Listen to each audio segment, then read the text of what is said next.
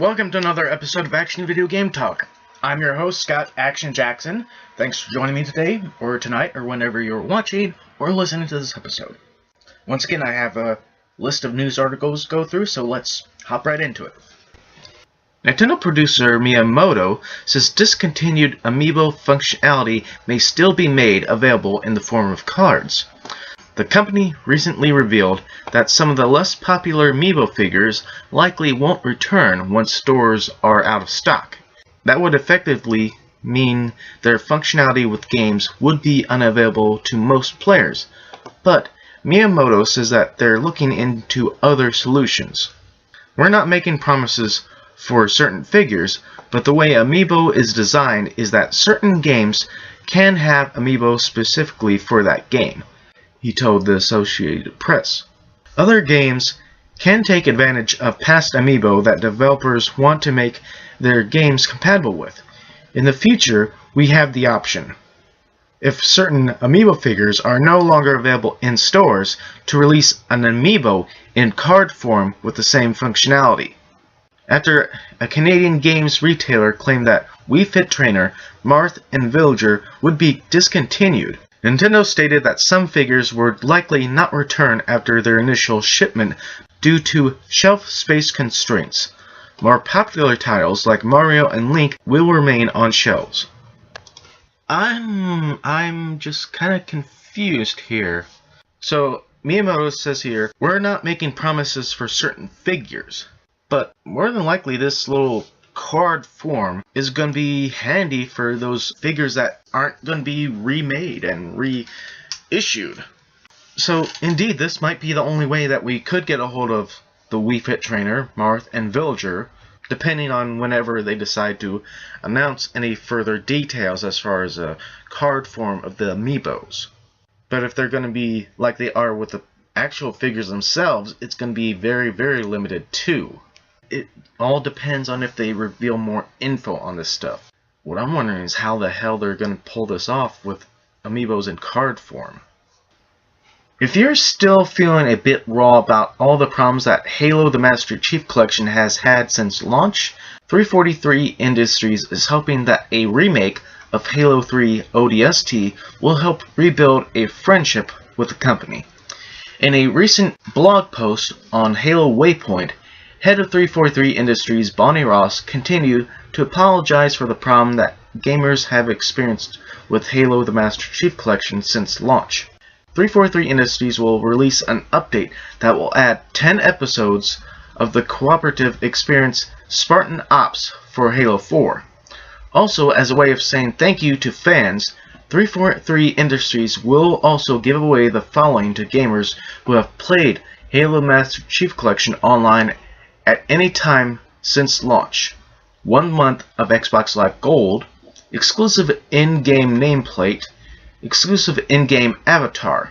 Most importantly, however, 343 Industries have already started work on remaking the Halo 2 Anniversary multiplayer map Relic and Halo 3 ODST as a free downloadable editions, which will release sometime in the hopefully near future.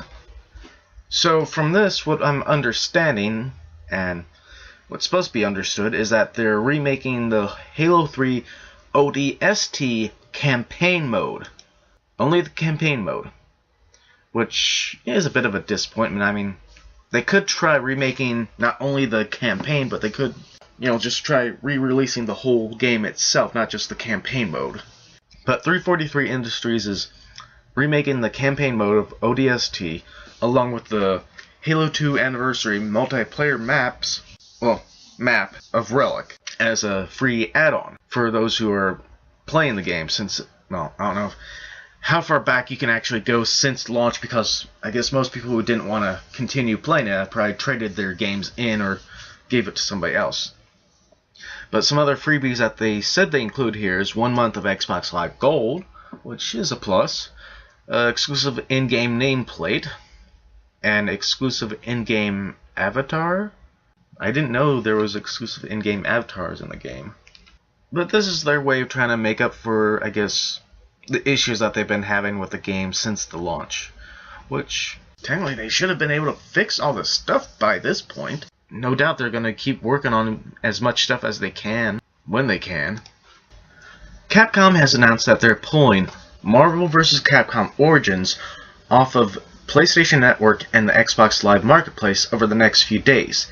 There's still time to download it. However, in case you're interested in checking out the compilation of old school fighting games. According to a blog post on Capcom's resident fighting game expert, the PlayStation 3 version of the game will be removed from the PlayStation Store on December 23rd. Xbox 360 users have another week until it's pulled on December 31st. Marvel vs. Capcom Origins features enhanced and traditional versions of Marvel Superheroes and Marvel vs. Capcom Clash of Superheroes, and it was released on PlayStation Network and Xbox Live Arcade in December 2012. They're currently available for $14.99 on both platforms.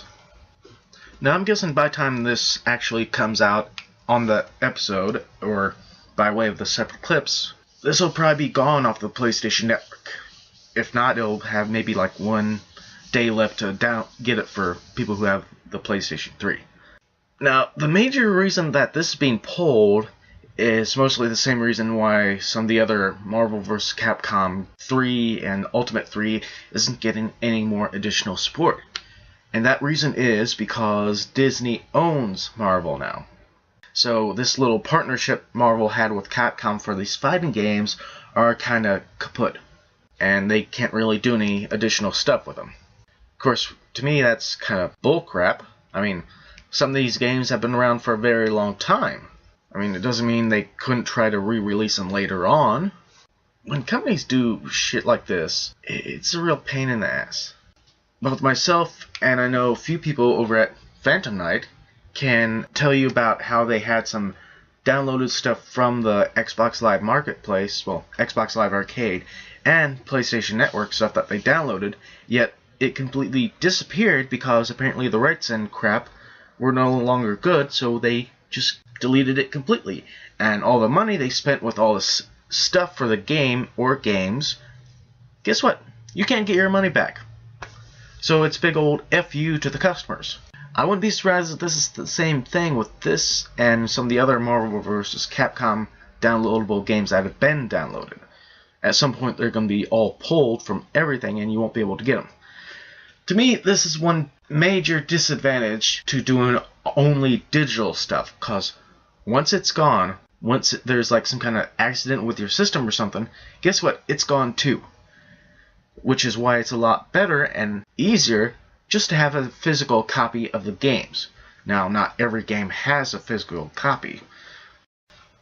Time marches on, and eventually everything will be left behind.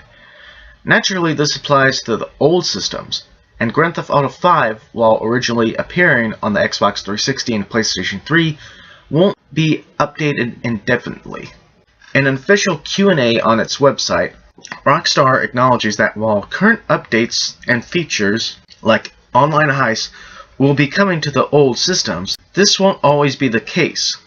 We are incredibly thankful to our original generation of Grand Theft Auto 5 and Grand Theft Auto Online players on those systems and wish to continue providing content to them for as long as we can, the answer reads. Of course, at some point in the future, there may be a point where we reach the limits for the previous generation of consoles, as there may be some updates that are only technically possible for the new hardware. But we do hope to continue delivering as many updates as we can for all 4 consoles for as long as possible. This is just giving people a heads up and warning that not every update will be coming to all 4 versions of Grand Theft Auto 5 and Grand Theft Auto Online. At some point, they won't be able to do any more updates to the Xbox 360 and PlayStation 3 versions. Yeah, this is a bit of warning, but they are going to try and give out all the updates that they can to all 4 consoles as long as possible. To me, this does make a lot of sense. I mean, the PlayStation 3 and 360, while they still have a huge number of games available compared to the new generation systems, do still have some games that are coming out, so they can keep supplying updates on a regular basis. They probably will release maybe a Grand Theft Auto 5 Game of the Year edition or something. Well, they will have as many updates as possible on like the same disc or a couple discs. Ubisoft's free game redemption site for those who purchase the Assassin's Creed Season Pass is live. Once you identify which system you've played on, you can redeem one of 6 games. Before you zip through the terms and conditions, there's something of which you should be aware of. By accepting the free game, you are releasing Ubisoft from liability related to the problems with Assassin's Creed Unity and the duration of the Season Pass as a result of the Dead Kings DLC going free.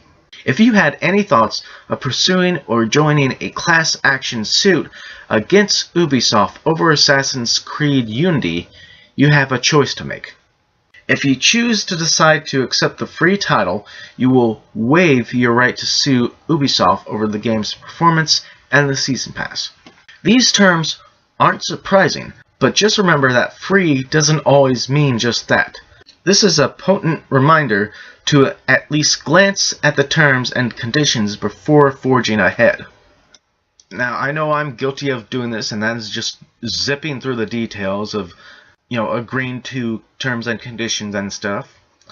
Now, for people who do sign up, for those people who do sign up and want to get this free game, for those who did get the Season Pass, you would, if you get the free game, you would waive your rights to do any type of a lawsuit or join in a class lawsuit against Ubisoft over the, poorly made Assassin's Creed Unity game. This is a bit of a warning, heads up, bit of notification for you guys, so try to look through the terms and conditions for getting these free games and stuff. From what I'm reading right here, it's like, yes, you release and waive and forward discharge and cannot sue Ubisoft Entertainment and each of its past, present, and future divisions, blah, blah, blah. And for most people, they're just going to be like, Ubisoft's just trying to make up for its mistake by giving us a free game. So it's like, we'll take the free game. It's not like we're going to do much of anything with a lawsuit. Which would you rather do? Start playing another game right now, or wait for a long, long time through courts for lawsuit stuff? Most people are just going to be like, free game, we don't care. Well, that's it for this episode of Action Video Game Talk. Once again, thanks for joining me today, or tonight, or whenever you're watching or listening to this episode. Later on, I will have the separate clips up if you want to check those out for the news articles I just went through. Down below, I'll have the Facebook link if you want to go and check out the Facebook page. And since it is getting closer to holiday times, I do want to wish you all a Merry Christmas, Happy Holidays. So until next time, bye.